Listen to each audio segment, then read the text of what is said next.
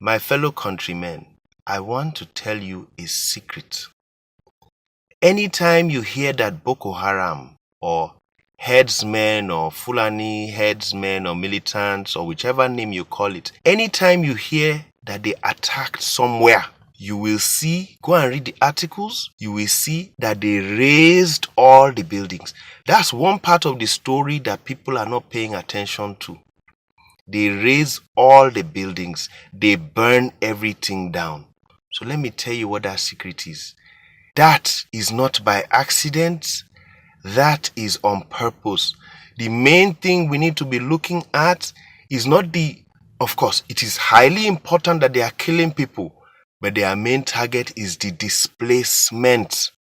It's very important for you to note. They are displacing people. It's the same thing Boko Haram did in the northeast to the farmers there. It's the same thing they are doing across the middle belt. They are displacing people because when they have burnt your house down, there is no way for you to return there. There is no way for you to come to return to your farming or whatever else you used to do. So pay attention. The Fulani or header militants are on a mission to clear people away.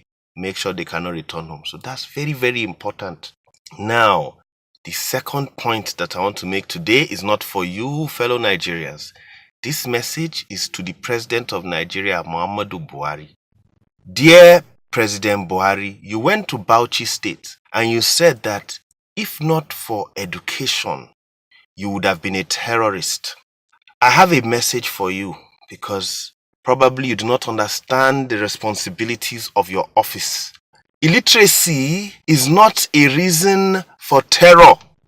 You explained that lack of job is why Fulani militants are terrorists, and that you, if you were not educated and you did not have this job, that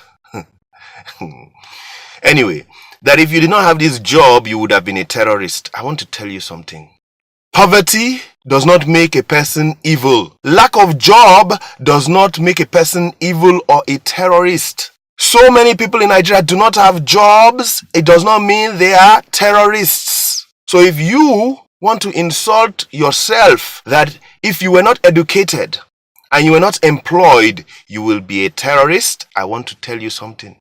Idan baka da kudi, idan baka da ilimi, it does not make you a terrorist. And you understand what I'm saying. I speak it in Hausa. If you do not have job, if you do not have education, it doesn't make a terrorist. You need to pay attention to the duty. Aikinda Mumbaka, we gave you a job. And your job is to arrest and never encourage any terrorist in the country. By saying that people in the north should get educated, and that's why, terrorism is rampant. That is because of not education.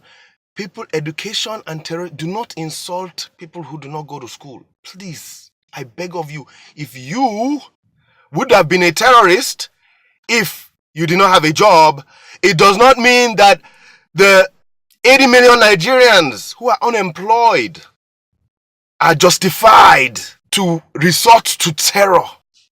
Because let me explain to you what the herdsmen or the people behind them, the cabal who pay them, what they are doing is terror. It doesn't matter if your land, you no longer have land to raise your cattle.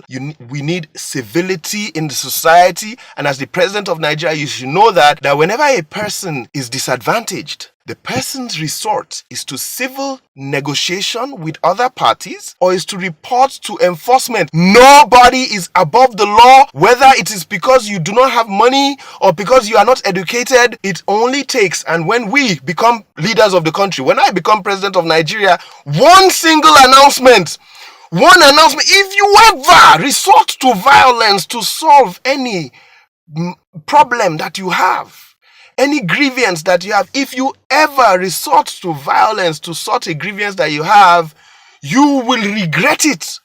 That's the simple. And even an uneducated person, you do not have to go to school to understand this message. That if you go and resort to self-help and you behave above the law, you go and pick up gun because you lost your land, because somebody killed your cow, because somebody stole your merchandise, because somebody crashed your car, you decide that you want to be a terrorist. I will show you that the federal government has the sole authority to the use of legitimate violence against you, as the Constitution says, under the anti-terrorism laws.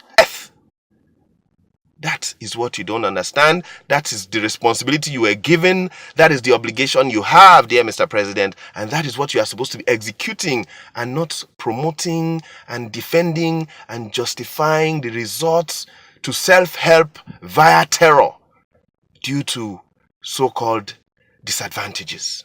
This is Dr. Perry Brimer.